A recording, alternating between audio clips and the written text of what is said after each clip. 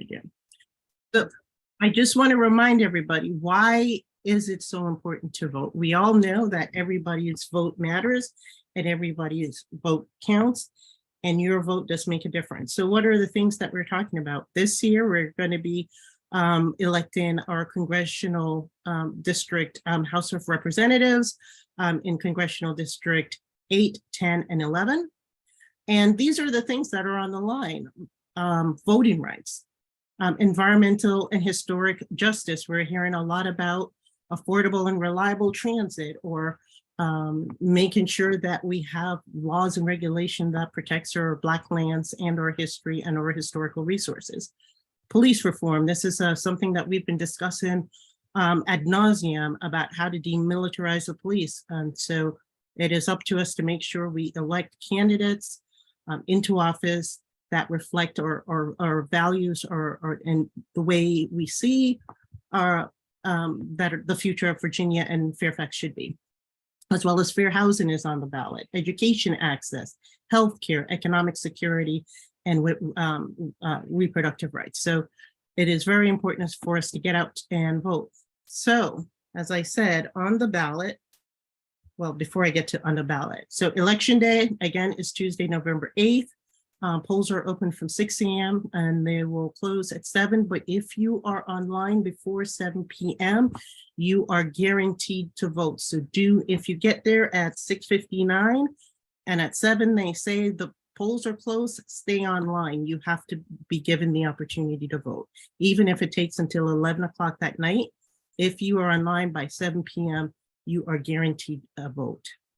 Again, NAACP recommends early voting. But if you are in the 8th district, you're on your ballot, you will be seeing Donald Espire and Karina Lipsman.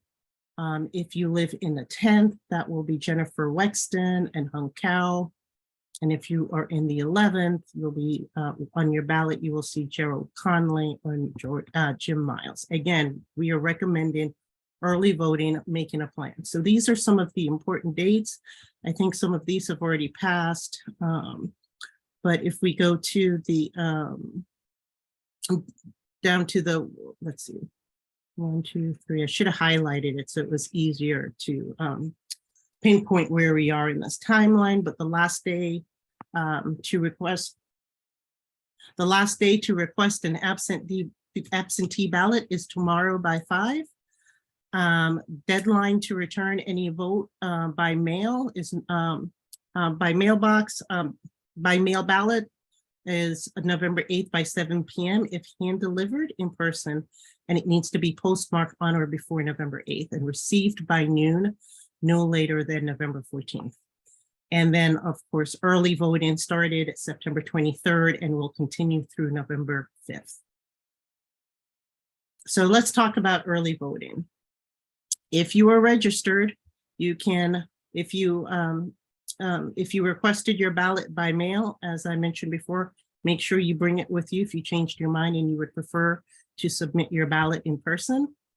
And then there are also curbside voting, as you know, if you have any type of mobility or you still want to practice COVID safety precautions, you're able to request curbside voting. Somebody will come out to your car and allow you to vote that way.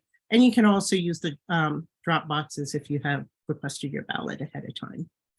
And again, I'm going to stress it again, election day is November 8th, but what do? We recommend early voting. And then right now, these are the locations that you can do early voting with its hours of operation. And so that's the Fairfax County Government Center, the Mount Vernon Governmental Center, and North County in Reston.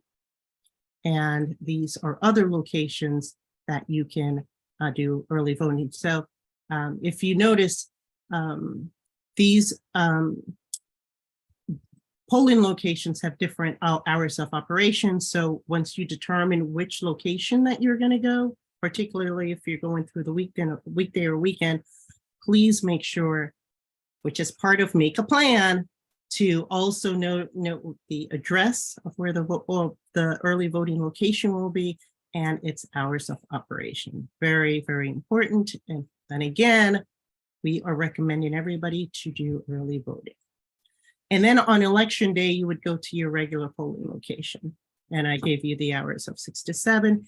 If you are not sure what your polling location, where it is, you can go to the citizen portal, and it has an opportunity. You can do a lot of different things on the citizen portal, but it's vote.elections.virginia.gov. You will be able to type in your home address, and it will give you all of the information that you will need to find your polling location on election day. Early voting, you can use any one of the open polling locations. You're not restricted to your assigned polling location on your election day. And just remember, here's a list of all the different voting IDs that will be accepted.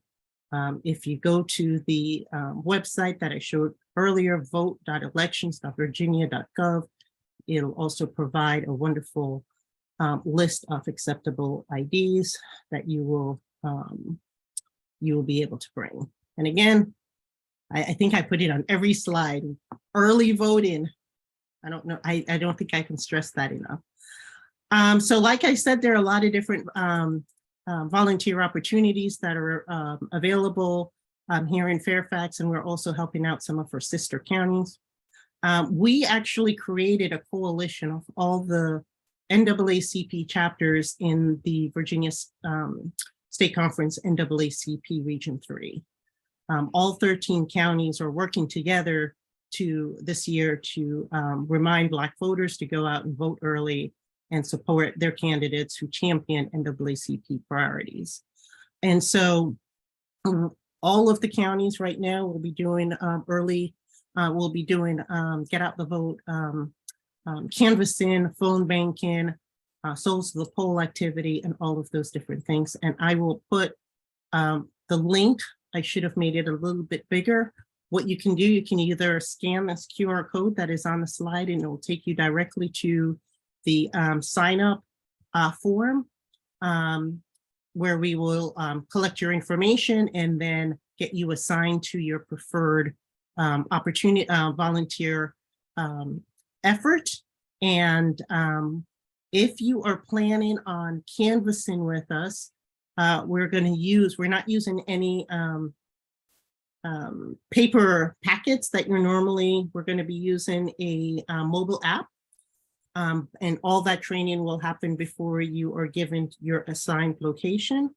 And what we're also doing is we're also practicing COVID safety standards. So you will not be required to talk to anyone. We're just doing lit drop. We have literature, and this is what it looks like. And I forgot to highlight it. Maybe if I just do it this way, it's easier.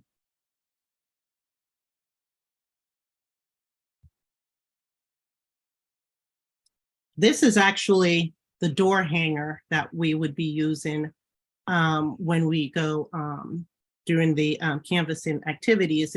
So if you imagine, it's like a door hanger, front and back, and it has information about why it is, what are the NAACP priorities, and these were kind of tailored to match Northern Virginia Region 3's major issues and policy priorities.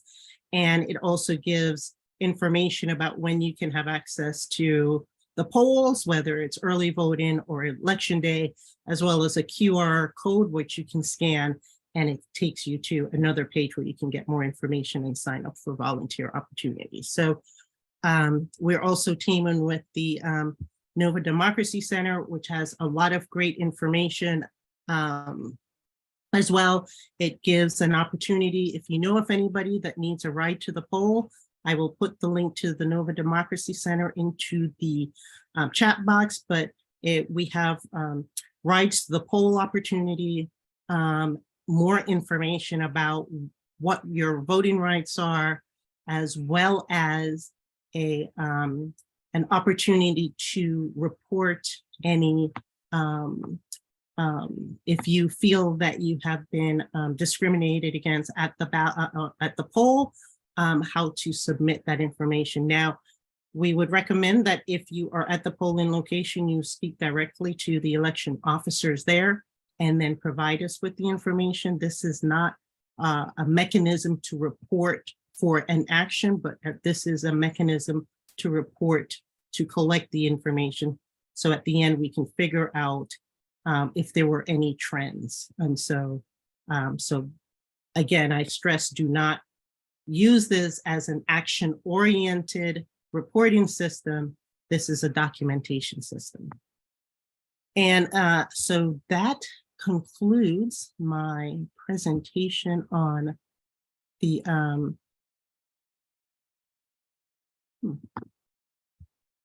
why can't I stop? Oh, that concludes my my election update. So I will take a brief moment and see if there are any questions that I could answer. And let me go through the chat and see if there were any.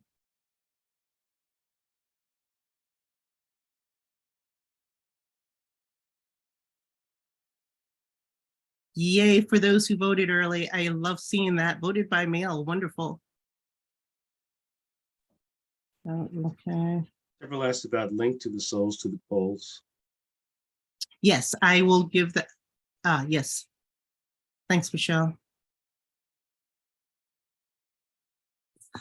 Yes, I will get those links out shortly once I turn the mic over to the chair of our nominating committee, Mr. Mike Woltz, who's also our wonderful legal redress committee chair. All right, thank you, Madam President. Offering a report of the nominations committee. Met for the first time on October 2nd, and at that meeting, the following actions were established: sending out the call for nominations to the general body, setting days to conduct interviews with nominees, and establishing a timeline for post-interview actions towards presenting a slate of candidates. The committee next met on October 17th to review the 16 signed consent forms and candidate questionnaires to ensure the nominees were in compliance with the process, and to sign up for the conducting of interviews in the slots where we needed them. And from October 18th, October 19th, interviews were conducted for 15 candidates.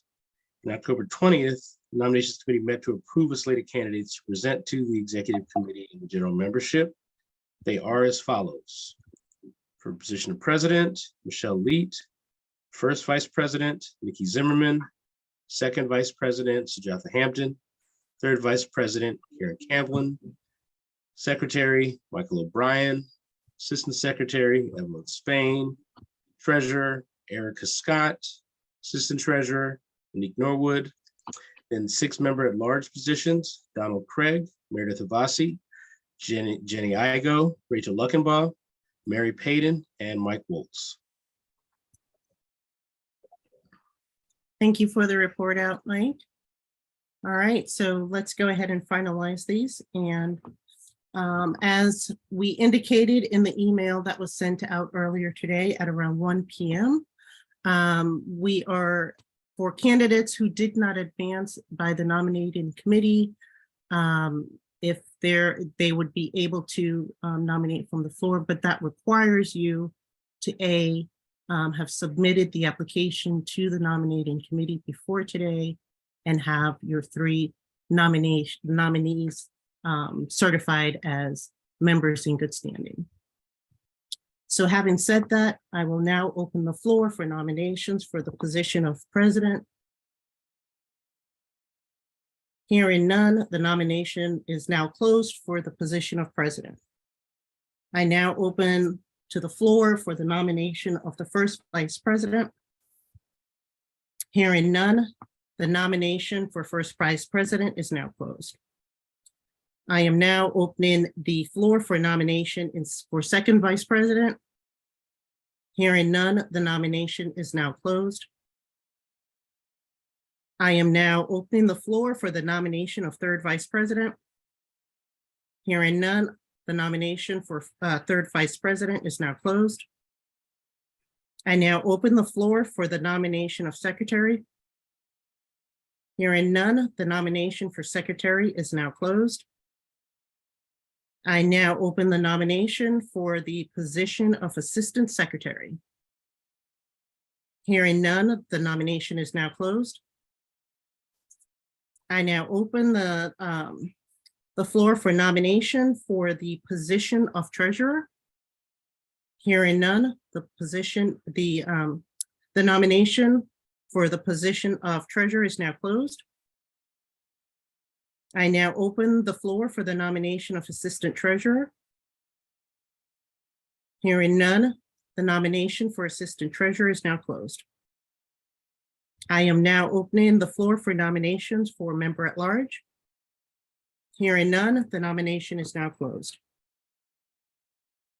I would like to thank the nomination committee for their hard work, and it is my honor and my pleasure to read the nomination slate for the next round of officers for the Fairfax County NAACP. For President, Michelle Lee. First Vice President, Nikki Zimmerman. Second Vice President, Sujatha Hampton. Third Vice President, Karen Camblin. Secretary, Mike O'Brien. Assistant Secretary, Evelyn Spain. Treasurer, Erica Scott. Assistant Treasurer, Monica Norwood. And for a member at large, we have Donald Craig, Meredith Havasay, Jenny Igo, Rachel Luckenbaugh, Mary Padden, and Mike Waltz. That concludes our nomination process. The next step is you will receive the ballot on the morning of November 17th at 10 a.m. And the ballot is going to be open for voting until right before our general membership meeting beginning at 7. So be on the lookout for the ballot on November 17th at 10 a.m.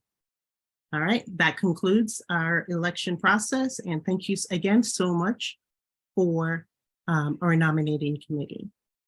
With that, I would like to take this opportunity to invite our wonderful guest, and I'm so glad she was able to join us. She was with us at our wonderful meet and greet, and now we're going to get some more information from her.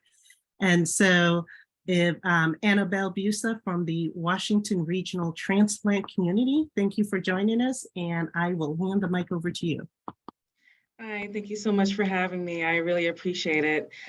So I'm here today to talk to you all about the importance of organ, eye, and tissue donation in the African American community and how it affects us all.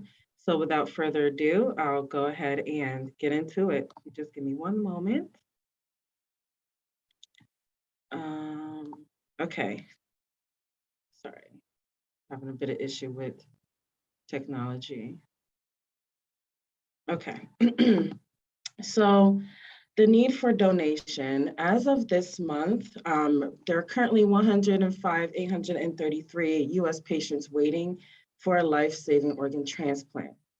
Of that, there's 1,945 local patients waiting in our community.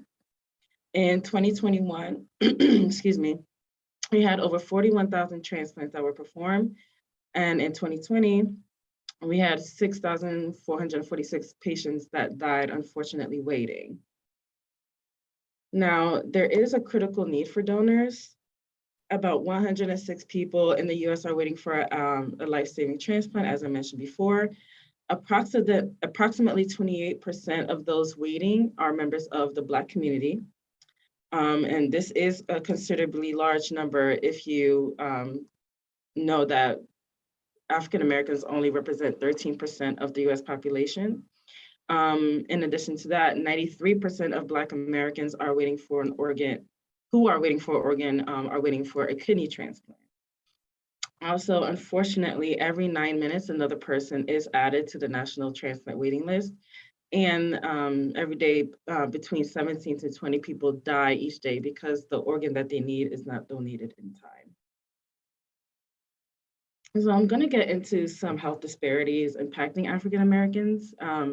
Illness in African Americans results more frequently amputation, blindness, and end-stage organ failure.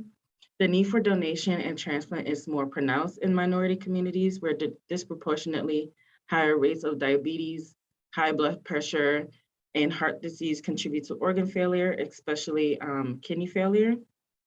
African Americans are 3 times more likely than white Americans to have kidney failure.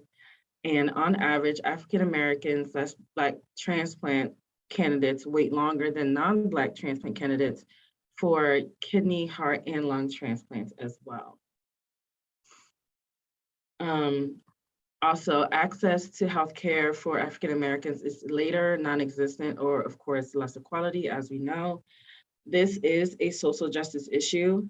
As an example, the next time that you drive around your city locally, just count the number of dialysis centers in the African American community, and you will understand that there's probably one on every corner, unfortunately. That's kind of where we are right now.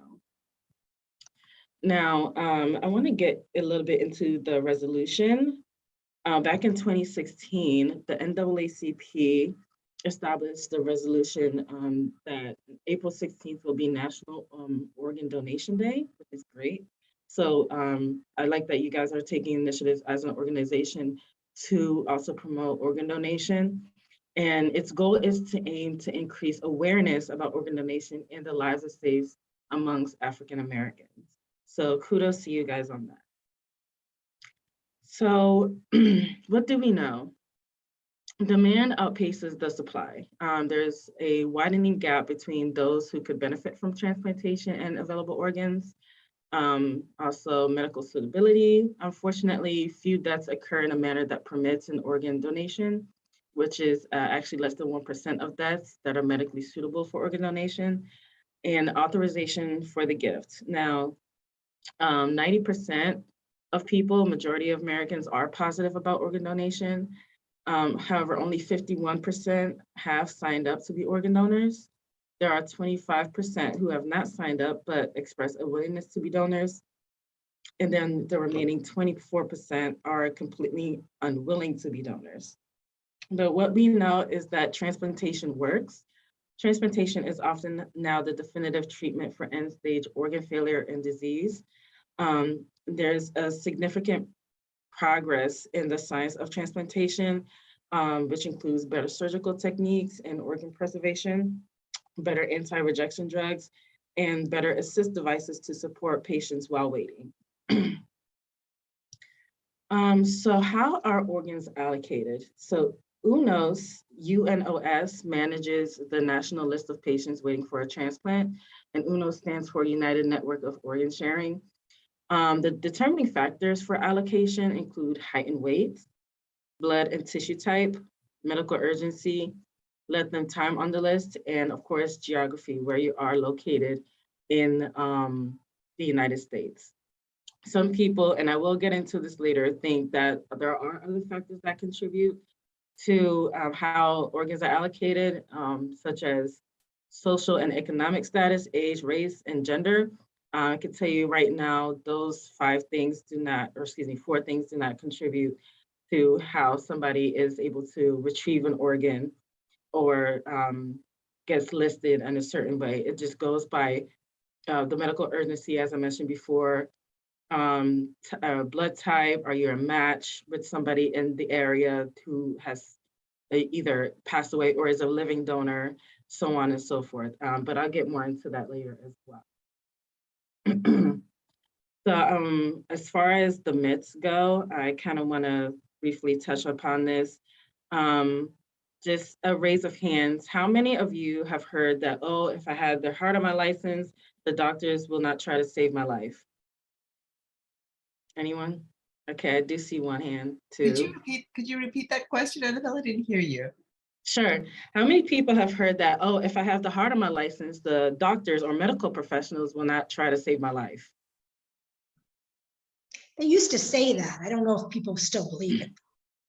Unfortunately, there are some people that still do. Yeah. So let me tell you why that's actually incorrect. If you are ever sick or injured, the primary duty of emergency responders and hospital staff is to save your life. Your donor designation never interferes with your medical care. And the doctors treating you are not involved with transplant programs or possible recipients. And only Donate Life professionals such as myself have access to the official donor registry. So for example, let's say that you renewed your license at the DMV or MVA, depending on where you live, and you decided to become an organ donor, then all of a sudden you watch something on Grey's Anatomy, Hollywood, right? That kind of scared you or freaked you out, and you decided that you no longer wanted to be an organ donor. And unfortunately, you get into a car crash the next day. If it were true that, oh, we're only looking at your ID to see if you're an organ donor unless you pass away, which is not, then, for example, like if they were to look at your ID and see that, oh, you're an organ donor, when you change your designation the very next day and you're no longer an organ donor, what we have done then is committed a crime by letting you pass. So that is not something that we do. We do not want to go to jail. So therefore, that is very untrue. We will do everything, well, the medical professionals will do everything that they can to save your life. The next one is, oh, maybe I'm too old or too sick to donate my organs. That is also very untrue. We recently had a 90-year-old that donated to a 7-year-old woman. She is still alive and kicking. Anyone can be an organ donor regardless of age, race, or medical history. Now, the only thing that can disqualify you is active cancer. Some people think that by living a very wild lifestyle that they can't, oh, I have diabetes, oh, I'm in remission, or, oh, I drink a lot. Yeah, in that case, we might not take your liver, but we might, be able to take, your other organs. So there is no defined cutoff age for donating organs. The decision to use your organs is based on strict medical criteria and not age. So don't disqualify yourself prematurely. At your time of death, the medical professionals can decide whether your organs and tissues are suitable for transplantation. Very few medical conditions automatically disqualify you from donating organs. That decision to use an organ is based on strict medical criteria, as I said before. And it may turn out that certain organs are not suitable for transplantation, but other organs and tissues may be fine. So once again, don't disqualify yourself prematurely. Only medical professionals at the time of your death can determine whether your organs are suitable for transplantation. The next myth that I hear a lot in the public is that, oh, I heard that they'll sell the organs on the black market. I can tell you for sure there is no black market that exists in the United States. There's no evidence of such activity ever occurring here. Also, according to the National Organ Transplant Act of 1984, it is illegal to buy or sell human organs in the US, as the violators are subject to fines and imprisonment. In addition, a national governing body reviews every organ donation and transplant as well. There are strict regulations that prevent any type of quote unquote black market existence in the US. And the World Health Organization, among others, has strongly condemned such practices abroad as well. Some people also tend to believe, oh, my religion doesn't support organ donation. Well, I can tell you right now that all major religions support donation as a final act of compassion and generosity, or they leave it up to the individual to make that decision. Transplantation is consistent with the life-preserving traditions of many faiths, and the donation of life is an act of human kindness in keeping with religious teachings as well. Next myth, I won't be able to have an open casket funeral.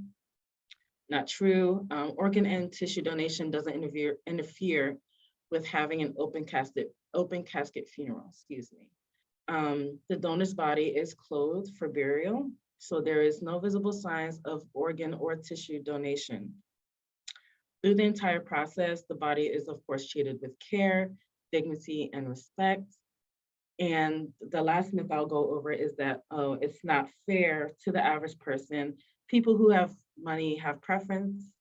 That is also untrue. And it might seem that way because in a lot of high profile cases like Steve Jobs and his pancreas, him needing a pancreas transplantation might get a lot of publicity in the news, and it might seem that they're getting priority, but that is not the case. The rich and famous aren't given priority when it comes to allocating organs.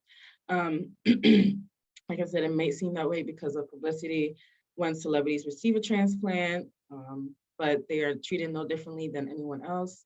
When patients are on the waiting list for an organ transplant, their position on that list is based on the severity of their illness, the time they spent waiting, blood type, and other important medical information. Social and financial status are never a factor in this process as well. Okay, so organs that are available for donation, and please feel free to let me know if I'm running over time. So we have the heart, the lungs, liver, kidney, pancreas, and small intestine. One organ donor can save up to 9 lives. Of course, you have the 2 lungs, 2 kidneys. You can actually split your liver into 2 different lobes as well, so you can donate a portion of your liver for that calculation. Tissues available for organ donation. You have your heart valves, the pericardium, which is the fluid that surrounds your heart.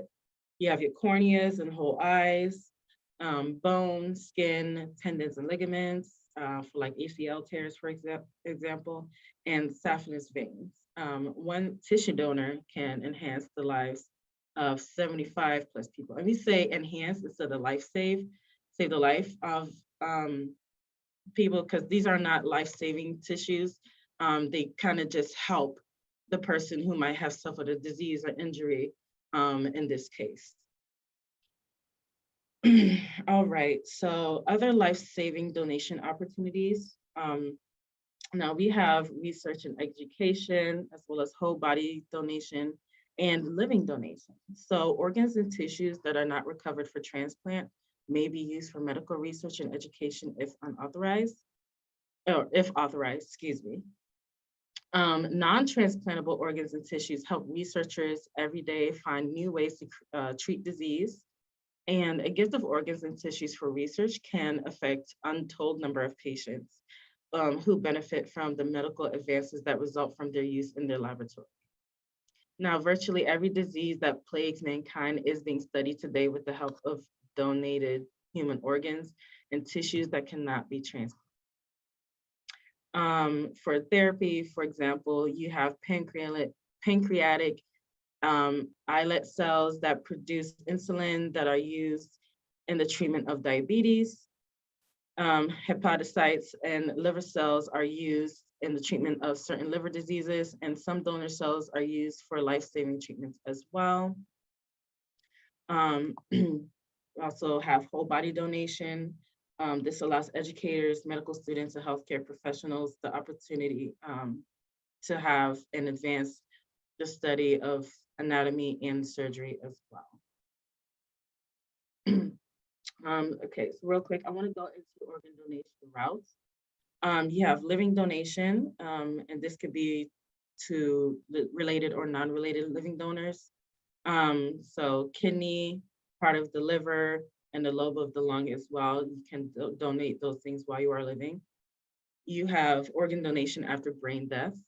And these are patients who are declared dead via neurological criteria. And these are our typical organ donors, the less than 1% that we recover organs from. And then there's also organ donation after circulatory death.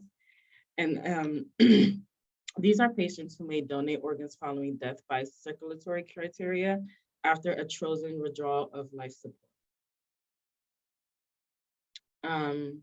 So here are some donation options. Of course, you could be an organ donor: heart, lungs, liver, kidney, pancreas, small intestines. You have to, once again, be declared brain dead, or donation after circulatory death option, which we just discussed. There's tissue donation, so musculoskeletal, cardiovascular, ocular tissues. And you could be a research donor, like the whole body that we're talking about, for medical therapy and education as well. Facts about living donation. Right now, more than 85% of patients waiting for an organ transplant need a kidney. 11% of patients are waiting for a liver. Last year, 6,541 lives were saved through the generosity of compassionate and altruistic living donors, and which is an increase of 14.2% in 2020. On average, 1 in 4 living donors are not biologically related to the patient.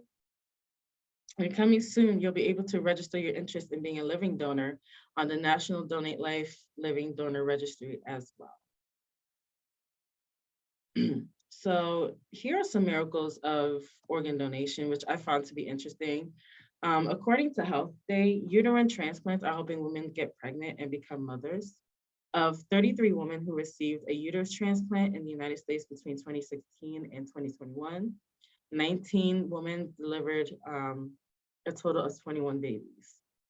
So that just goes to show you that donation works, and it does definitely help people around the world. Now, uterus, of course, is not a life-saving organ, but of course, it goes to show that all the organs that can be transplanted, whether it's life-saving or not, it does help people and change their lives. So I'm going to give you an example of living proof of one of our volunteers. We call them Donate Life Ambassadors. They help us go out into the community and educate about organ, eye, and tissue donation. Her name is Malkia White, and I'll read a quote from her. She says, "For 4 years, I waited in expectation for a compassionate stranger to donate their kidney to me. On November 29, 2021, my prayers were answered. The journey doesn't end at transplant, it just travels a different direction. I'm grateful for my donor and pray their family is comforted by the love, peace, and grace of God. By faith, I celebrate a new life. By faith, I will continue to advocate for kidney health."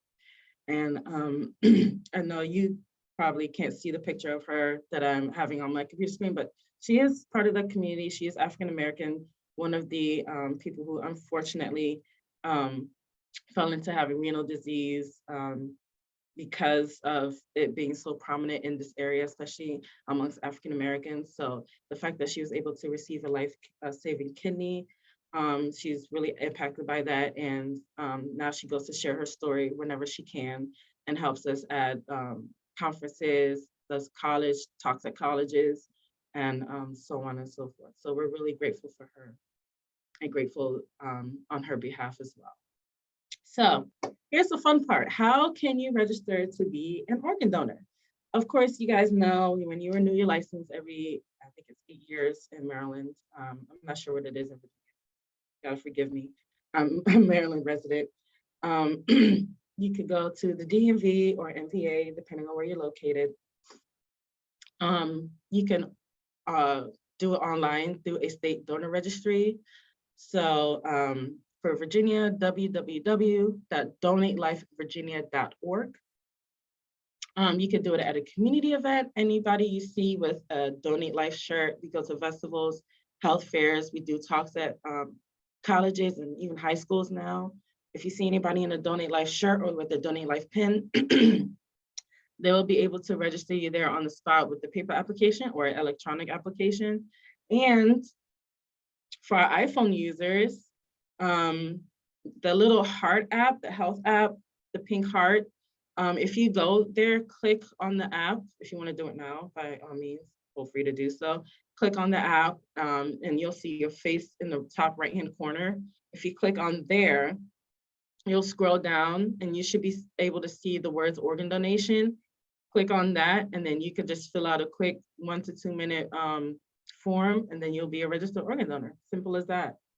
For those who might be on this call and live in Maryland, DC, the website is still the same, www.donatelifemaryland.org or www.donatelifedc.org. And without further ado, now I'll be able to take any questions or any stories or anything that you guys would like to tell me. I know that I went through this presentation very fast and it was a lot of information, so feel free to throw any questions that you might have.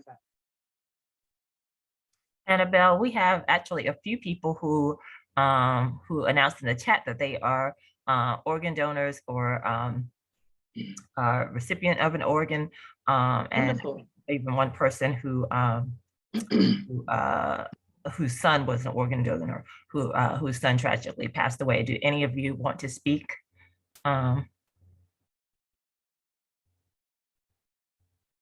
can open up the. No? If nobody wants to speak, I do want to address this one comment that I see from Charles. So yes, you are correct. He says, I hear organ donations are higher in countries where it is an opt-out versus an opt-in. Are there any states where this is being considered? As far as I'm aware, no, there are no states where this is being considered as far as being an opt-out. So actually, organ donation is registries anyway, because Americans like their freedom and autonomy. We find that actually an opt-in option is more beneficial for people living here in the US as opposed to opt-out. And what I mean by that, opt-out versus opt-in, for example, Spain, in Spain, everybody is automatically an organ donor unless they opt out of becoming one, versus in the US, you have to choose to become an organ donor. And that's great because if you were to live in a country where it's opt-out, that's already an automatic decision that you're making for yourself, because people don't like to be forced into anything, right? Whereas if you are an opt-in, in the opt-in area or country, if you hadn't made the decision either way, either yes or no, to become an organ donor before your time of death, and your family wants to make a decision, they can still decide to allow you to be an organ donor when you pass away. So we found that it's actually more beneficial to be opt-in versus opt-out at the end of the day. I hope that makes sense. If you don't mind, I'm going to try to read some more comments or questions. We actually have a couple people whose hands are raised. Sure. Candace? Thank you for taking my question. I'm actually kind of new to the DMV, and I'm actually a registered nurse. So it feels Wonderful. refreshing to see someone who is representative of the transplant side who looks like us, because as a Black nurse, it is very difficult Yes. to have this grown folks conversation about organ donation. And the cruel irony is most of my Black and brown patients need organs, but they don't want to be an organ donor.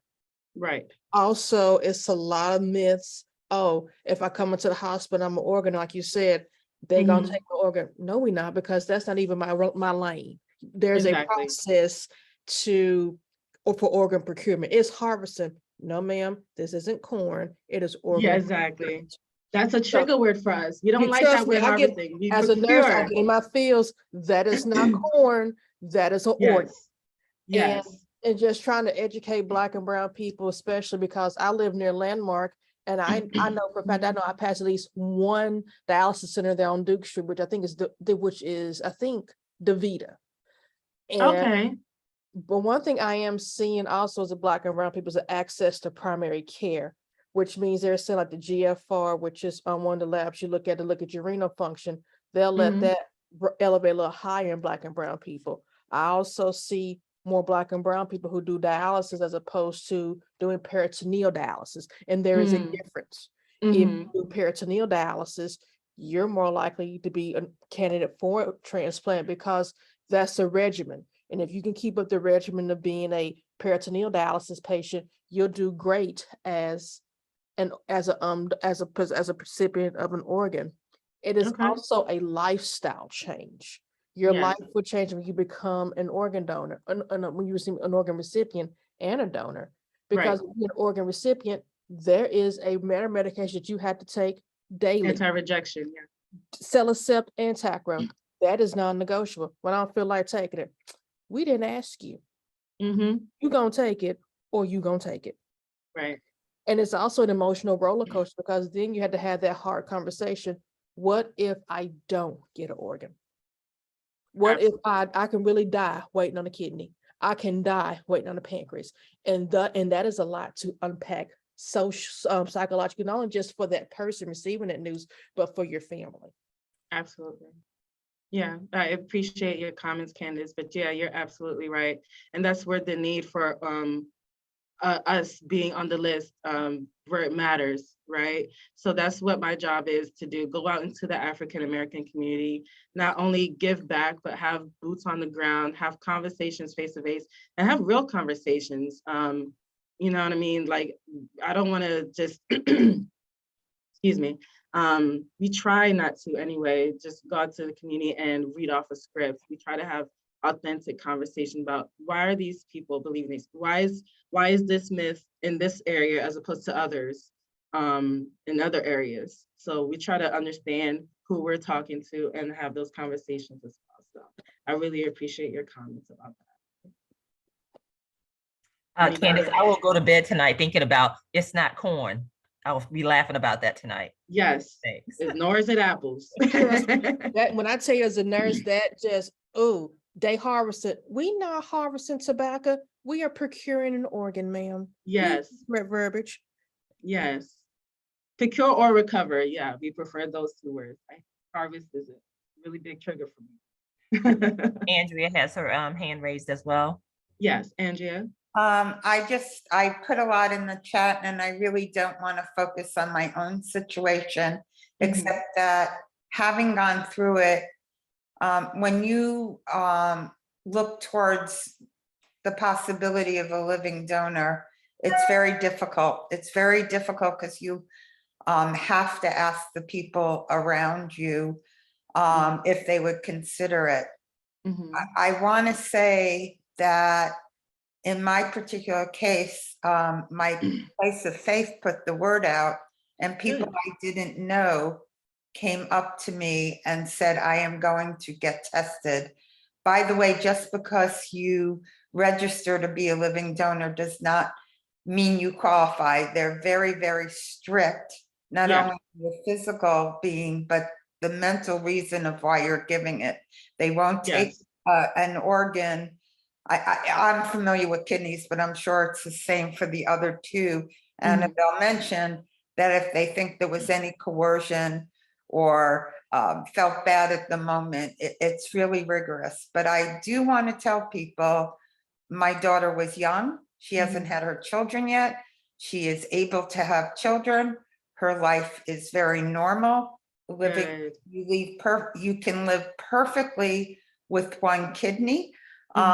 It is true that my life has changed. I have to take medication. COVID has been scary.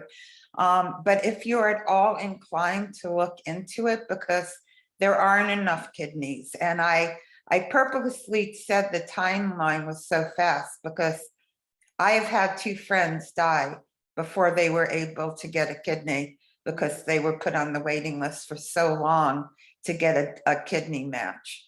So this process, if somebody really, really is losing kidney function, is really, really helpful. So it's not only the message to consider being a living donor, but a lot of people don't want to take from a living person.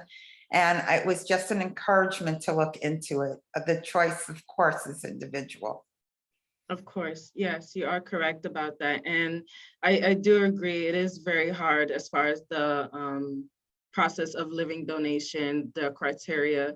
However, the good news about being a living donor is that if you were to become in need of an organ, of that same organ that you donated, of course, you do jump to the top of the list because, you were helping save a life. So they're going to also help save your life in the event, God forbid, knock on wood, that something were to happen to you. Now, there are something that a process that we call kidney swap. So say, for example, I needed a kidney. I have a brother who wasn't a match to me, but he was a match to somebody else. You know what I mean? We could do a kidney swap that way.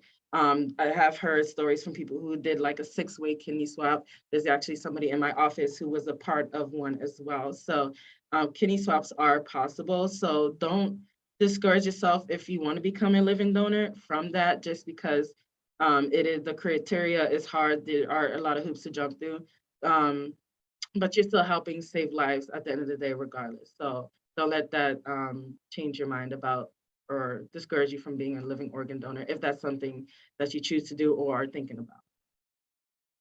So thank you, Andrea. Annabelle, there was a question, I think from Charles about whether you could donate if you had HIV or shingles, actually from Robert. So can you answer that? So absolutely. If you had HIV or shingles, can you still donate?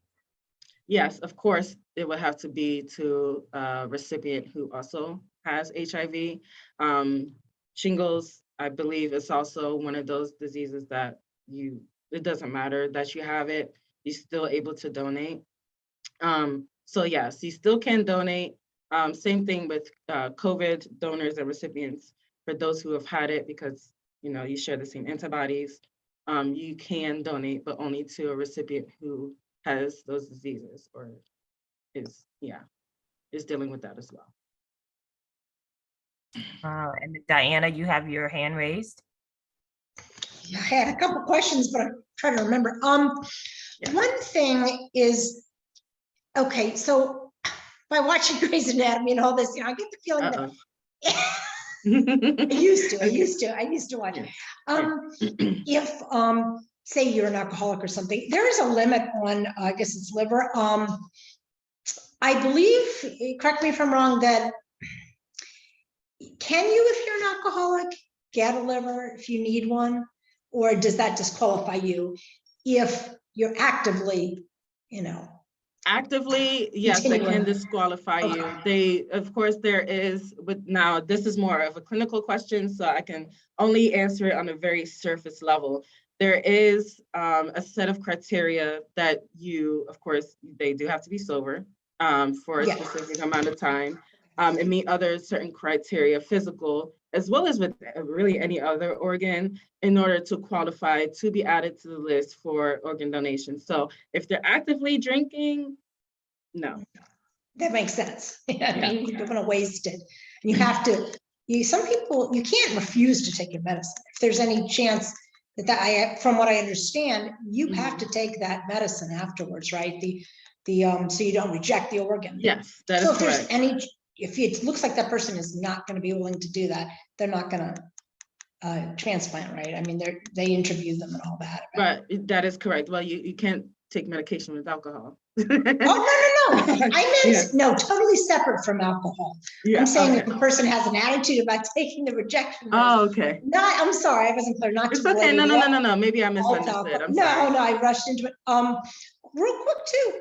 Where does stem cell research and all that fall into any of this? Because some of these things can be used for research, and cadavers can be used for research. To stem cell deceased bodies, yes. The what? Deceased bodies. So in addition to harvesting, cadavers is also a trigger word for us. So we like to say deceased donors. Sorry. But it's okay. We're all learning here, so that's totally fine. And I'm going to be honest with you, I do not have the background knowledge about stem cell research in order to give you a proper answer on that. However, I can put my email in the chat and get you an answer. It's okay. It's not, like anything personal. I was just curious about some of those things because I think stem cell and all that can be very helpful. And I think it's a good thing to be able to do all this research. Okay, thank you so much. Absolutely. Thank you, Diana. Any other questions? Other questions, comments? Before we turn it back over to President Camblin. I just had one more thing to add. I have one more thing to add, if I may. When it comes to getting individuals worked up for transplants, every transplant center has their set of regulations. ANOVA may have theirs. Let's say UAB in Alabama have theirs. Vanderbilt has theirs, and they have their criteria. And that transplant coordinator sits down with families. They sit down with the potential recipient. This is a lifestyle change. This is what we expect out of you. These are the medicines. Again, this is non-negotiable. If you're drinking, you have to, you have to be sober for so many months or so many years before you qualify for a liver transplant. If you're actively drinking, you do not get a liver. Right. They also I have a medical social worker friend who works at one of the dialysis centers in Virginia Beach. They're also looped in as part of the multidisciplinary approach. Hey, is this person a good candidate for a kidney transplant? How compliant are they with their dialysis? If they are missing sessions, that goes against you, because if you can't keep up your sessions with dialysis Monday, Wednesday, Friday, Tuesday, Thursday, Saturday, then you're not going to be considered for an organ. Yes, we always want to make sure that people are going to be responsible of the gift that they're given, because it's not easy to come by. So yes, you're totally right about that. Yeah, thank you, Candace.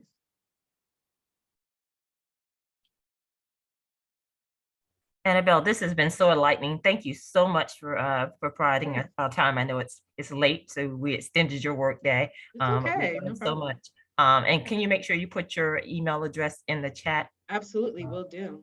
Feel free to email me with any questions or comments, concerns that you, about anything you heard tonight or anything else as well. We do have a volunteer program if you're interested in that too. So those of you, whether you have relation to organ donation, recipient, donor, or don't, or just care about the cause, feel free to email me and I'll be happy to get you connected with becoming a volunteer. And then pay attention to that driver's license renewal. I have a renewal coming up, so yeah.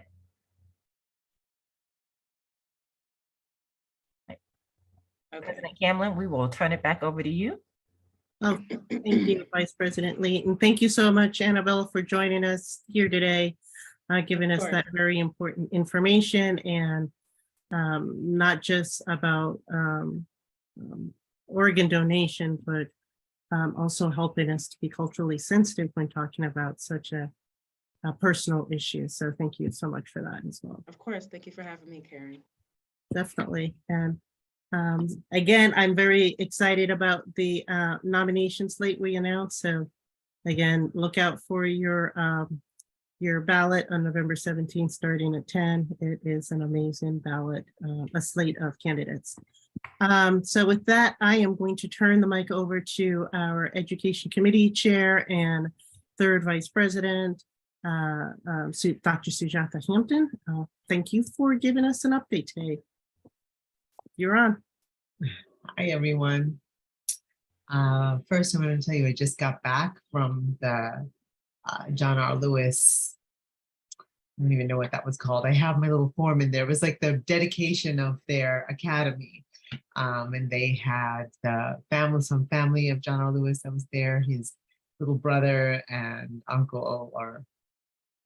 his nephew. And it was really nice. They had a couple of his family members. They had a lot of the teachers and the planners and everything that do the work that are coming up with the academy curriculum. It was a really lovely event where they had a lot of people in terms of a lot of students that are enjoying it. They did a little presentations where you rotated to hear what they're doing, see some of their artifacts. It was really nice. And I made a promise with Deborah Marsh, who is, I don't know I can't remember what her new title is, but she is the curriculum director. She's directing that program, putting it together, and she's on site there working with teachers. And she is a treasure to Fairfax County. She is I can't say enough about her and her work. And she was there, and I've made arrangements to go. I was supposed to get there early and have a chance to go see everything before the event. And it took an hour and 10 minutes to get there. So I was not able to get there early. And so I had to go back and look again, but it was really beautiful. There were a couple of school board members there, and it was nice, altogether nice. I wanted to tell you that. And the update that I wanted to make sure that I gave you is I thought that perhaps some of you might have seen the letter that we wrote to the school board after the Thursday, October 20th school board meeting last week on Thursday. We wrote a letter that released yesterday about that. And we had been planning, I had been planning at the end of that meeting to write something because it deserved our discussion. And then it was revealed that at the end of that meeting, Karen Keith-Gamarra used the R word when, as she was listening to the debate go back and forth, that she used that word. And the debate had been going on for about maybe by that time, I guess an hour and a half. The whole thing, their conversation about this went on for about an hour and a half. And somewhere toward the end of that, and I wasn't there, I was listening from home, but nobody in the audience could hear it and nobody from home could hear it. But Asra Nomani apparently heard it. She always is watching the school board, and she has a special mic set up, I think, and so she heard it. And so that became what happened then, is because Karen did that, it derailed any conversation or discussion about the resolutions. So so we took that weekend to sort of just wait on what we wanted to say, because there are things to say about both of those issues. And neither one should be ignored. And unfortunately, it seems like a lot of people are focusing on the one without focusing on the other. And I don't think that that's fair to the issue at all, either issue. To do them in exclusion is not fair to either one of these important concepts or important ideas. And it was important to discuss them both. And then beyond that, more than anything else, what we ought to want, what all of us ought to want is a school board that is highly functioning for our students, our staff, their well-being. That's what we want. What we want is a school board that is able to focus on our children and their education, and everything else that is involved with the intense operation of running a school system. And petty infighting, vendettas, exacting revenge, grievances, airing that stuff publicly, being dirty, messy, mean-spirited to one another in front of everybody, it just takes everybody's eyes off the prize, you know? And so we wrote a statement. And, you know, like, people have a lot of feelings about that, because, you know, we've had a lot of people that, are very highly supportive of the statement. We have other people that were thinking that it wasn't, you know, that it was too personal regarding the school board chair. Other people who are saying that it was not strong enough regarding what's happening with the school board, regarding what's happening with the chair.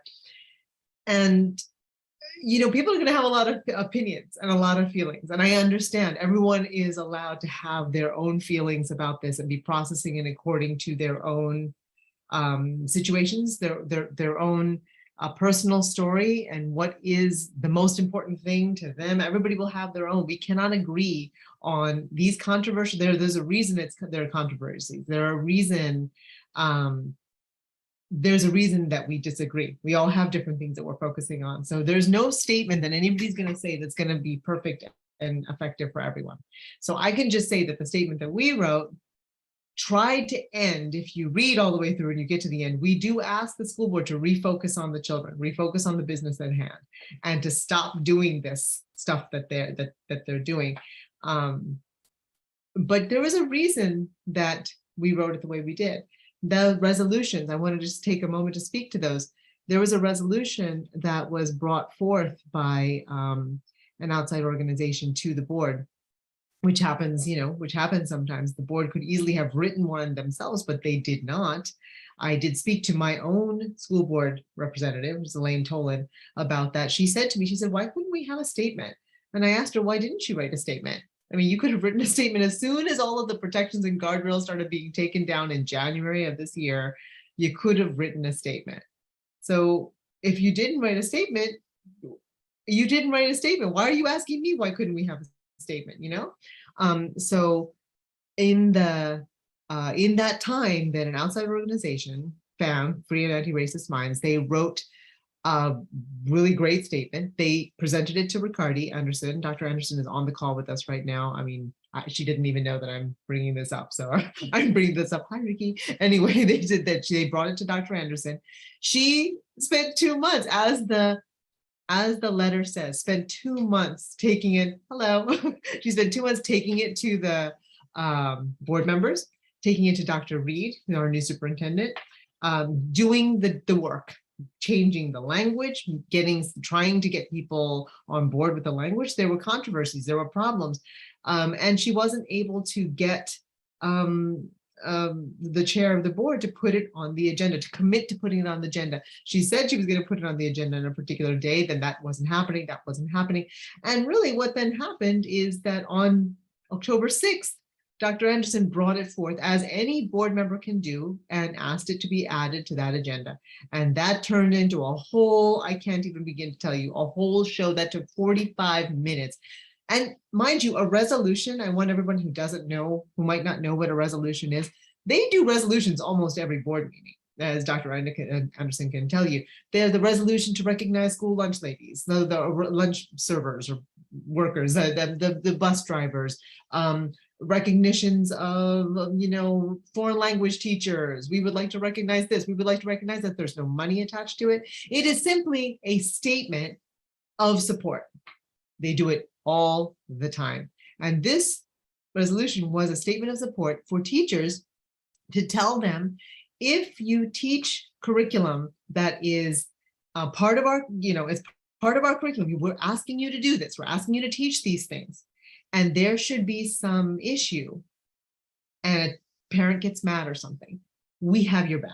That's really what it is. If you find your job in jeopardy, we have your back. We have a lot of school teachers on this call right now, and they might be able to tell you, I have heard from so many of them that they have been afraid because parents are saying, you shouldn't teach this, you shouldn't talk about this, you shouldn't have this poster up in your room, you shouldn't be done.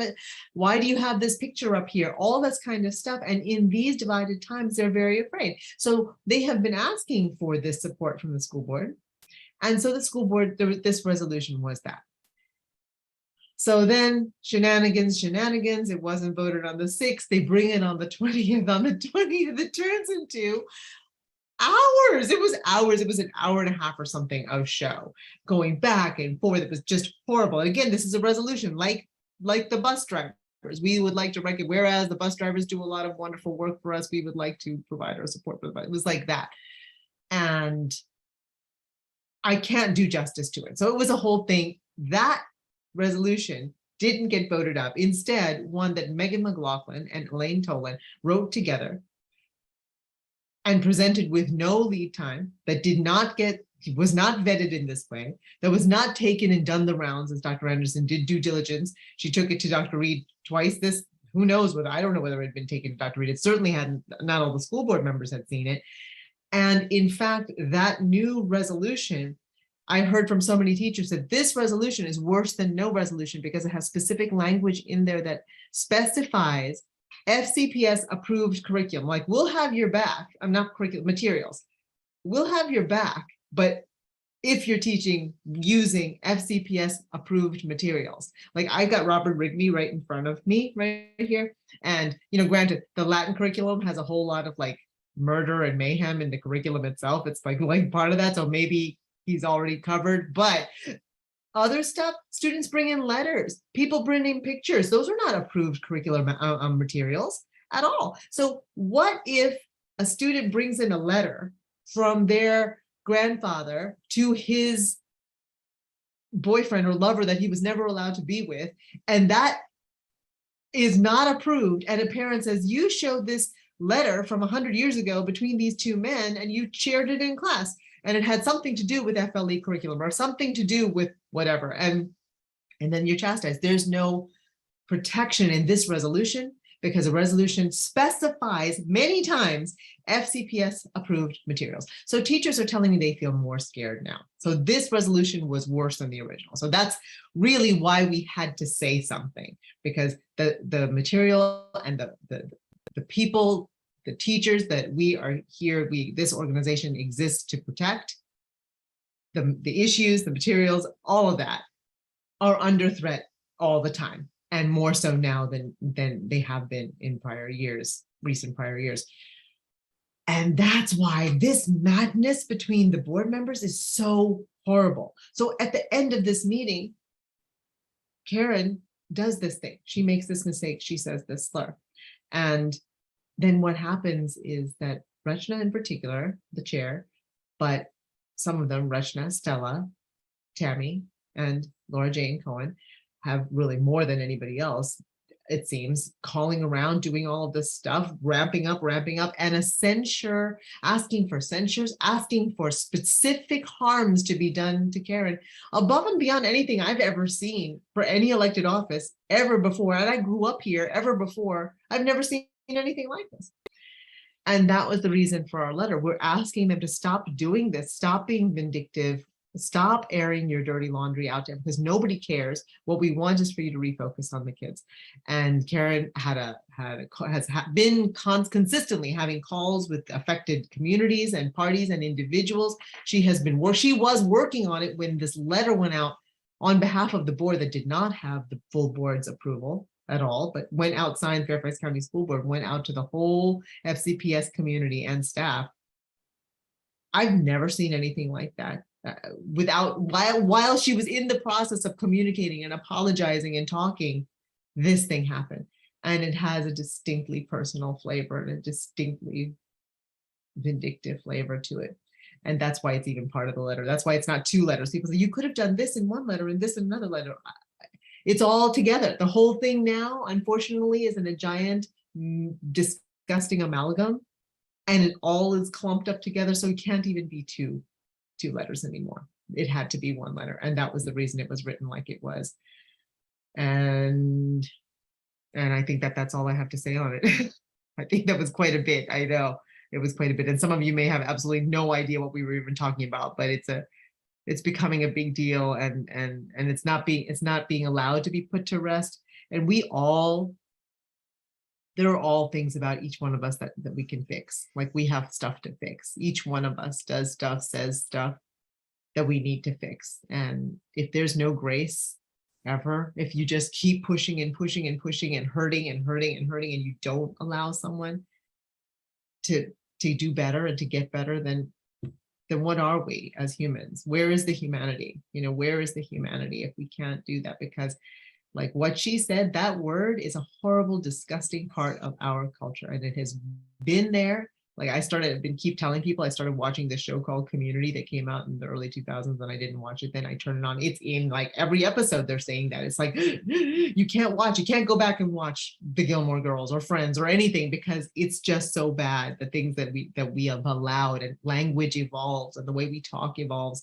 And she has made this mistake before. And she said to me, like, you think you fixed it, but it's such a habit, So to see that there are school board members who are still now writing Facebook posts, long diatribes, and we're hearing from, I just have to say, I am hearing from, I'll say, Black moms and a dad with kids, with kids in special ed with different disabilities,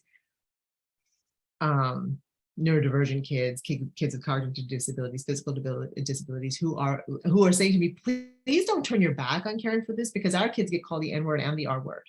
And we don't have the luxury of getting too caught up in that, because we had to be caught up in this. And we're mostly concerned that the school do right by our kids. And we really would like the school board to focus on that. And, we have to, I don't like the idea of this misery Olympics. I don't like the idea of who got it worse. That's just not what we're about. But I would like the school board to stop with the petty vendettas and to know that we see right through it. We see right through it. Let people get back to work. You don't have a lot of time left with the kids in school, And they had 2 years that they weren't in school, and we just don't have the time for all this. Well, they were in school, but they weren't in buildings, and there was a lot of learning loss, and we've seen that. We don't have time for all this. These are all adults that are elected to do a job. So if anybody has a question, I can, maybe, I'm hoping that everybody got what to say, but if there's some burning question that I didn't answer, please feel free to ask it. Sujatha, I'm just curious, why did those particular school board members have to go out so severely against Karen Keys-Gamarra? Do you think there's a specific reason, or are they all just, I know some of them, and I'm just like, and I've heard some other stuff about the one that's from our district that I've been friends with, and the more I hear, the more I'm like, what side is she really on?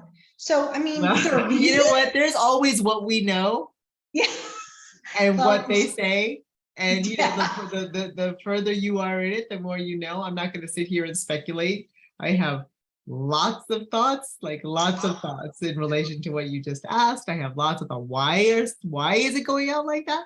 I have from 2019 thoughts about why this is happening like that. It's all very transparent if you know this situation and if you were there from the beginning, it was very transparent, but it is not for me to say at this meeting. But yeah, I it's a just good wondered. question. And who is your school board member? Stella.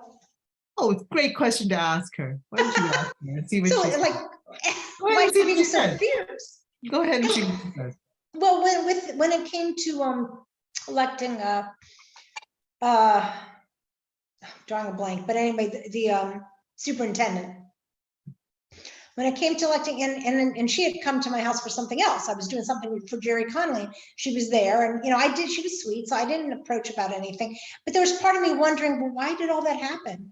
Why wasn't the most qualified? Like it all goes together, right? Why did that happen? You read the letter that we sent on behalf of, at that time too. Right. I mean, let me just say, I've been the education chair for 3 years and I just stay writing letters. All I do is write letters. I'm tired of writing letters and yet here I am, one more letter to write. So Yeah. one must ask. It's a great question to ask. And you, I was just wondering.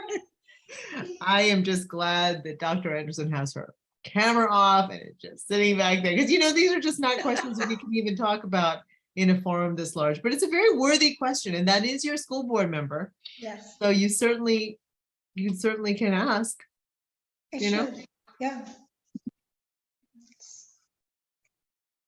Thanks, Sujata. Oh, Robert. I think our community is broken. I think people have been forced to choose sides. And every group I'm in, people are splitting. And our leadership is not going to fix it. I don't think they can. How do we fix it? What do we do? Or you want to think on that and come back to it? I mean, it's definitely something that I think that we elect human beings and we are just mud and clay. And, we elect human beings and we are filled with flaws. There's much to fix in every one of us. We either treat one another with humanity and respect. We either look at what the job is and do it. And it is not personal. Like, it may seem like when you name someone by name, that makes it personal. It's not that it's personal, it's that it's necessary. It's not personal. But if I don't say, you are the chair, this is a failure of leadership. If I'm seeing gross overreach and evidence of bullying on the board, if I'm seeing that because I'm following minutely, and you are the chair of the board, then and I'm seeing you. I watched the chair of the board's face on October 6th when Dr. Anderson brought the first time she brought this resolution. I watched. And I have said to other people, this forum is too big for me to say what it looked like because, the look on the chair's face that she could not believe the temerity of this fellow board member. They are equal. They have equal. The only thing you're allowed to do is set the agenda, right? And I guess you speak for the board in the sense that goes through you, right? But they are both members of the board. It was so crushing to see. So yeah, it's not fixable, and all we can do is be hopeful. There was no point in that. And I just came from the John Lewis Academy thing, and there were a lot of John Lewis quotes there. And I'm telling you, one thing about every one of his quotes was you've got to just keep on being hopeful. Cannot stop being hopeful. And so I'm going to try, because I was feeling fairly depleted. It's been a very, very horrible week. But yeah, Brandon, get your hand raised. Hey guys, just take a deep breath. I went through special education in Washington, and can you say that again? You went through what? I'm sorry, I was having a little bit of trouble hearing you. I don't want to hear what you have to say. Can you hear me now? Yes. Better. Okay, so I went through special ed in both Washington State and Fairfax County here, and just take a deep breath, because you guys are you're right, but you just need to take a deep breath and refocus. I remember hearing the word just kind of around as I was growing up. So it's not that big a thing to me. We just need to endeavor. It's called endeavor to persevere. But you guys are everything is going to be okay. And the ship is going to right itself. It just takes some time. So it seems like we don't have time, but but you guys are right to air your grievances. It's better to get it out that there's more room out than there is in. But just take a deep breath and just know that everything is going to be okay.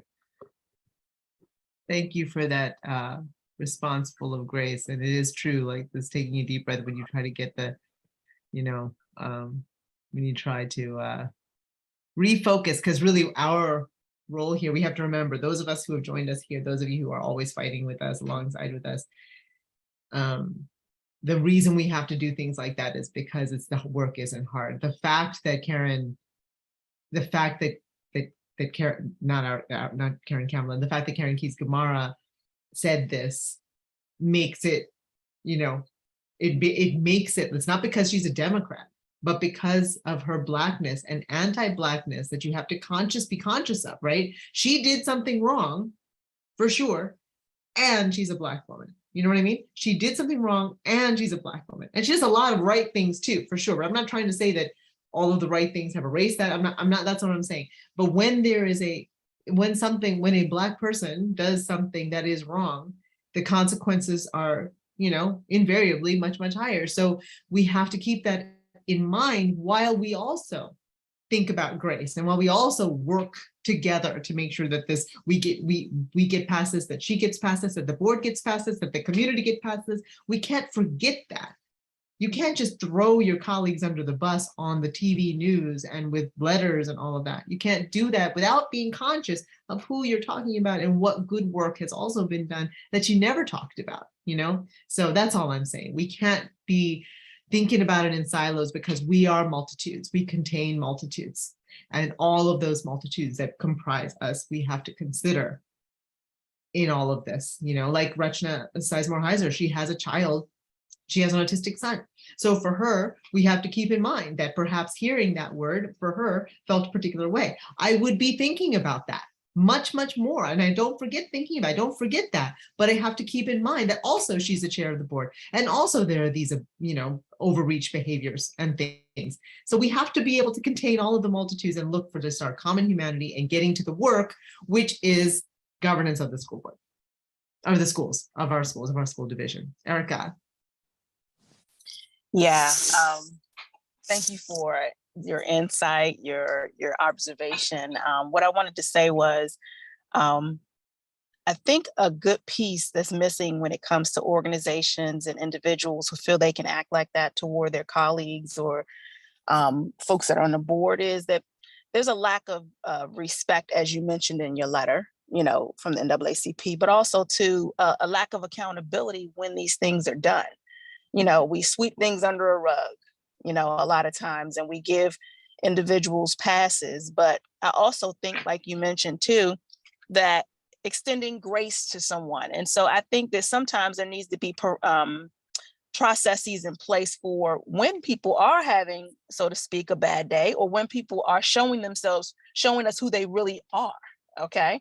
So if they're going to show us who they really are, then there needs to be procedures and processes for addressing those situations. And especially when you're dealing with children as a whole, or the community in general, my personal aspect from this is everyone doesn't deserve to sit in a seat. And so if they show you themselves, be clear about what you're seeing and don't second guess it. Know that that's what it is, especially when someone is doing something and they've done it more than once. So I just think that a lot of things that are missing within group settings or committees are respect, accountability, as well as being able to really talk about these things, whether it be sit them down for a moment, put them through training and things like that if you're going to keep them on the board. But I think there are a number of things that have to be done when we're speaking about individuals acting as they were acting on that particular board, and they're presiding over situations that need to be dealt with when it comes to our children. So, over. Very good point. Very good point. That's true. And I mean, I mean, I don't know, Dr. Anderson is here and I really don't want to put her on the spot. So seriously, stay off camera. This is just I don't want anybody to be saying anything that they're not allowed and authorized to say necessarily, but I would imagine that the school board does have a procedure. I would imagine that they do have a procedure. What I can't imagine is robustly supported in the procedure is a letter to every FCPS family and staff that is not supported by the majority of the board, for which there was no official vote and there is no discussion. That seems to me like that, or going on the news and just talking about your colleagues like that. How can you possibly then work together? It is possible that this board is irreparably damaged. I don't know, but it's a lot to get past. You know, that's a lot to get past. It's a lot to get past. And I've been doing it myself, just sort of this analysis of myself and what I say and the things that I talk about. And language changes so much. And like, for example, I was thinking I regularly say crazy and insane. I do it a lot. It's like, oh, that's just insane. That's just crazy. And right now that's the sort of like, we say it and we say it and you just don't get immediately canceled for saying it. But I have no doubt within the next 5 years or so that will change. And I don't have a problem with it changing. I shouldn't be saying that. There are people for whom that is like a serious life that has altered their lives. The fact that they are constantly being called crazy and that they have actual mental health issues. I shouldn't be saying that. I'm always trying to do my best. I shouldn't be saying that, but it's always evolving. And I would imagine that even when we finally get there, that I will continue to mess up over and over and over until I finally don't, Nikki. Hi, good evening. I just wanted to highlight something that you've done, Sujatha, and I wanted to, give you your flowers for your advocacy. I'm so afraid I thought it was something bad I did. Go ahead, Nikki. I'm sorry. Oh no, I want the general body to know when I read your letter, a lot of people don't know, or they do know. Sujatha has very exceptional children. So Sujatha does not like some of us with special needs, children. She doesn't live that life, I would say. But last school year, my son, who has autism, was having a lot of issues, and I was dealing with them on my own. And finally, at my wit's end, I reached out to Sujatha and I said, can you please help me? And Sujatha drove an hour and some change from her home to my son's school. And I called her. I said, I'll give you gas money. And Sujatha said, no, you don't have to give me anything. I'm on my way.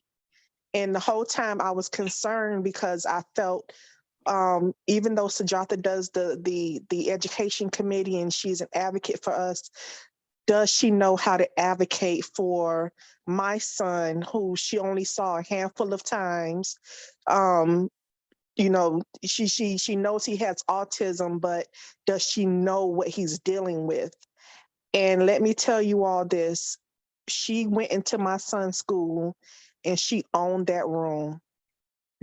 And when we talk about advocacy and when we talk about what we do for our special needs, I always go back to that, and I always talk to people and tell people Sujatha went with me to my son's school, and as much of a big mouth and advocate I am, I had to stand down and let Sujatha do her thing. And Sujatha, you own that room, and I really appreciate what you did. So when you read that letter that was drafted up on behalf of the NAACP that Sujatha wrote, those were sincere words, because Sujatha is animated and she does get her point across when she's speaking and when she's writing. So I think that's important for everyone here to know that, here in the Fairfax County NAACP, we don't just talk about it, we be about it and we do about it. And Sujata is a great example of that she could have easily said, well, you know, Nikki, that's not my bell cow. I cannot do it.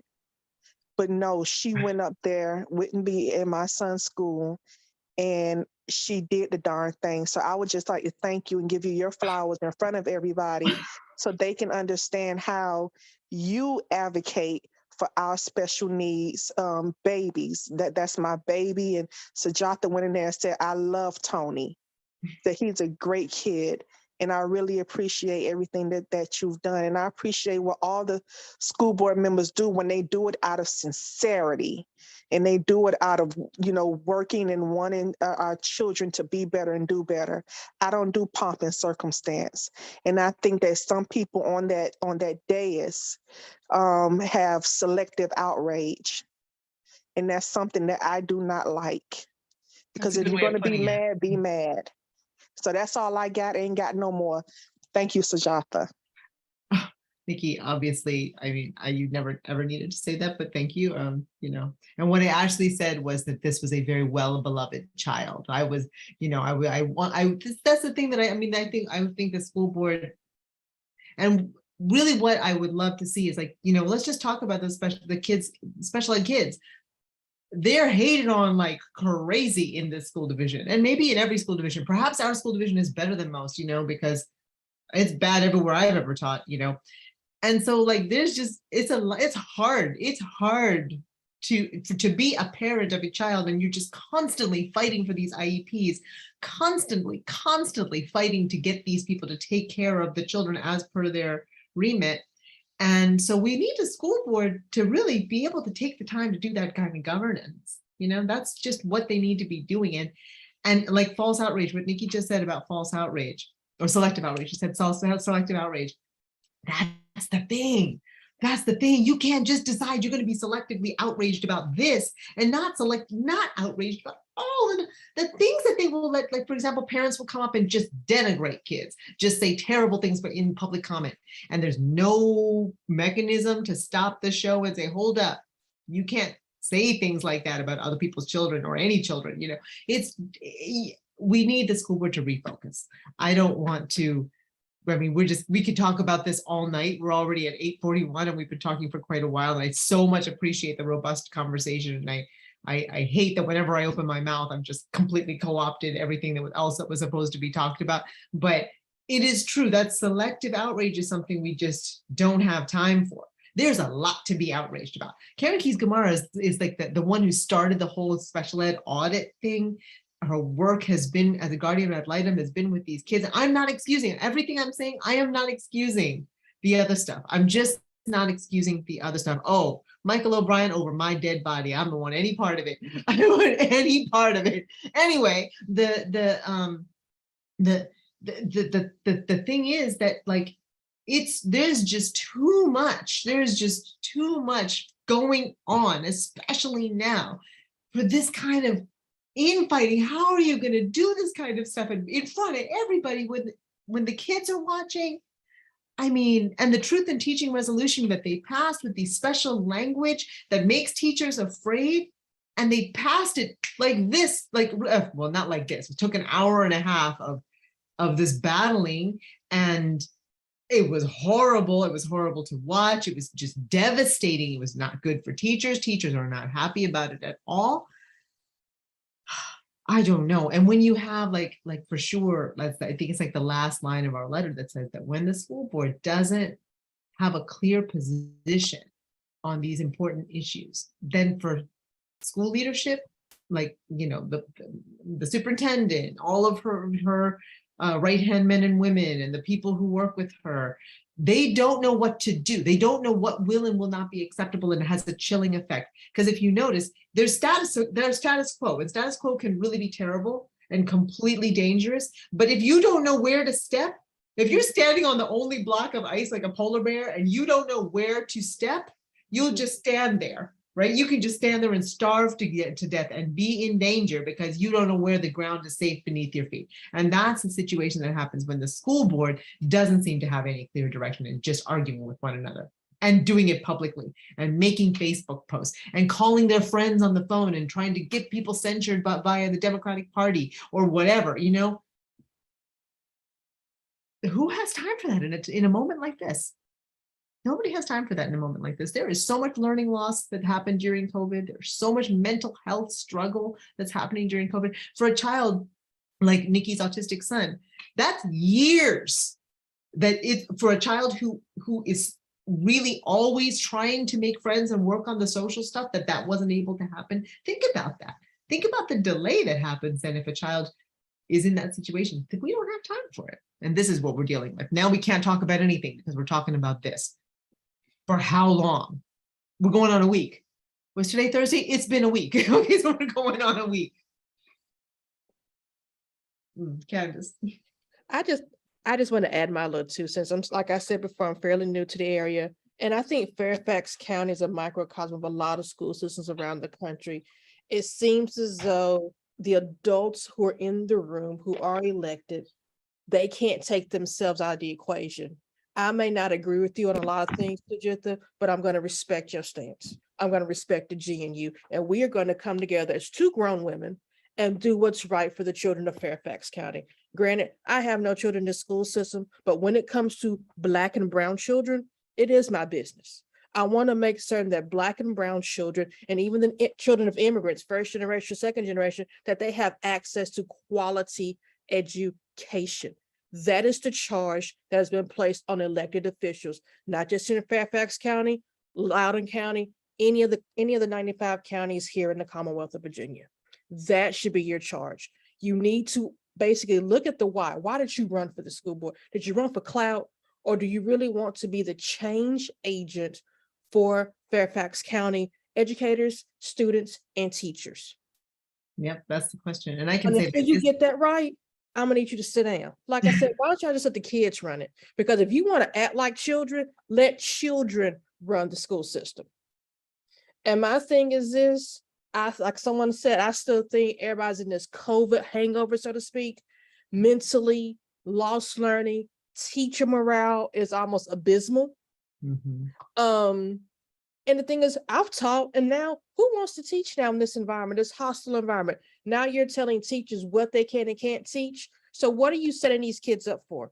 Then secondly, when they go off to college, what do you do if a kid gets off to college and they find everything they were told was a lie? I mean, no, seriously, what do you do if your parents told you a lie all these years and you get to college, you realize they lied to me? So what do you do? Yeah. My thing is, you have to stay the fight. Is it ugly? Yes. But like I said, you have to take you out of this equation. And education in a lot of systems is going to be a third real issue. It is already and always. Yeah. So be the adult, take you out of it, your personal platform, and do the business that you were elected to do. And we can say that as much as possible, but there are what our letter really says is we're asking them to do that, but people, like, I can just say, you know, I can just say that you can't, we can say that from now till forever, but you know, like Dr. Anderson has to go and be on the school board, and it's like a clown show. You can't make it not be a clown show just because you don't make it a clown show. You yourself not being clownish and doing due diligence and trying to make sure you speak to everybody. I feel like Robert just put something up there I'm supposed to read. I don't know, maybe not. He had a different background. Anyway, sorry. I couldn't see it if I was supposed to read that, Robert. Anyway. I'm trying to post the code of conduct and I can't figure out how. Okay. I'll send it.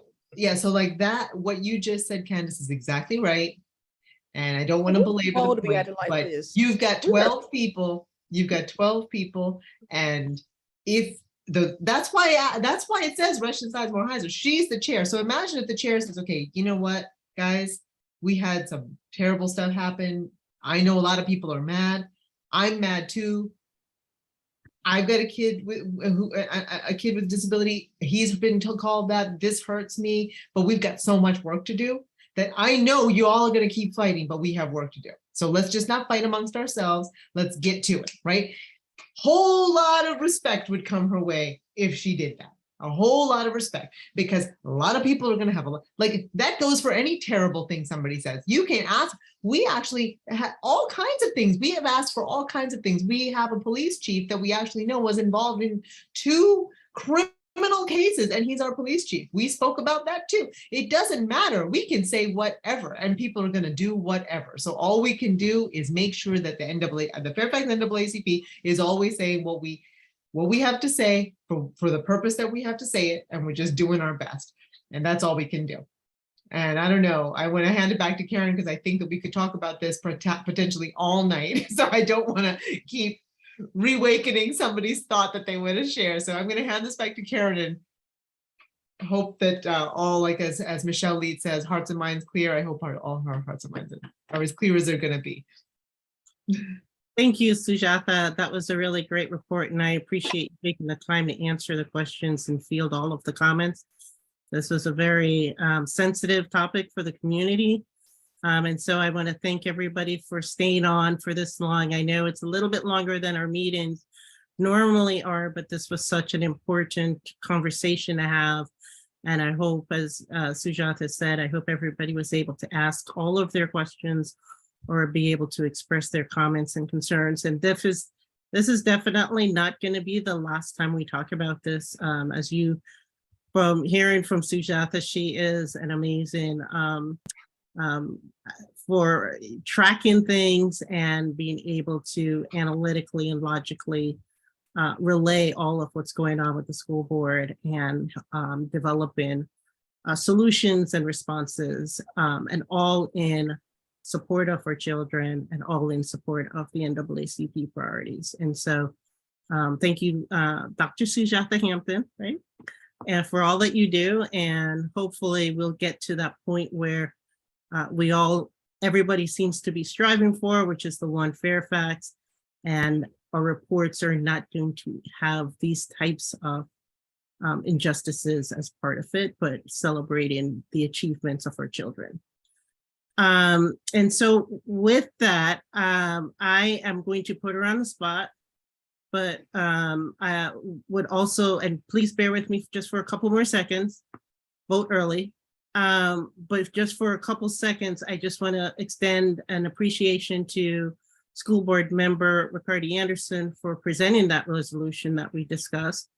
And I don't know if I don't want to put you on the spot, but if you have a few words you would like to share with us, I would like to open the mic to you. And thank you again for moving that resolution forward. Oh, thank you. And thank you for the opportunity to say a few words. And I will be very, very brief. I did come for the nomination of the officers, but I certainly have stayed for this part of the conversation. The main thing that I wanted to touch upon is the resolution that was brought forward. And Dr. Hampton was very clear in terms of an outside organization did bring it. And I will be honest, did not bring it just to me, to the entire board. It's resonated with me, and I saw some space for us to do good. And this is not the first time that an outside group has brought resolutions to this board for their consideration. And so I was very excited to respond to what was the community's ask, because that is our job as representatives. And despite multiple weeks of work, we were not able to get to language that worked for everyone. And frankly, we got to the space where, and Sujatha did a great job of outlining the timetable. We got to a space where I didn't see a space for compromise anymore, because some of the terms that were really important to me in order to really have the voice that we're looking to have in that resolution were not amenable to other school board members. And so their version did not have those terms. And so that's why I did not vote for that version. But I know in this room, there was a lot of support for the resolution. And I wanted to make sure that I took a moment to say thank you to all of you for those encouraging words, for your testimony, for your text messages, et cetera. It was very helpful to have that support. I know the elephant in the room, which is the issue that happened with Ms. Keys-Gamarra and the subsequent things. I'm not going to speak to that because I don't think it's appropriate to have commentary in a public forum in this way. So I hope that that can be respected in this room. But thank you all. Good night. Well, thank you so much, and thank you for your words on the resolution. I guess that is it. That was the last piece of our agenda. So I would like to say thank you so much for being with us here tonight. Again, look out for the branch election ballots that will be sent to you by 10 a.m. on November 17th, and you will have up until right before our general membership meeting at 7. Also, elections are open. Please go and vote. Or we're recommending early voting. As you know, there has been some issues with some of the registration and all of those things. So definitely vote early. So if there are any issues, we'll have time to address it. Definitely, if you hear of anything that's going on, please go to the Nova Democracy Center website. There's a place that we're collecting and documenting things that happen in Northern Virginia. Please volunteer. We need support on the 29th and the 30th. So please follow that link to Souls to the Poll and volunteer. And with that, everyone have a wonderful night. Thank you for sticking around, and we'll see you in November. Bye. Good night. Bye. Good night. Good night, everyone.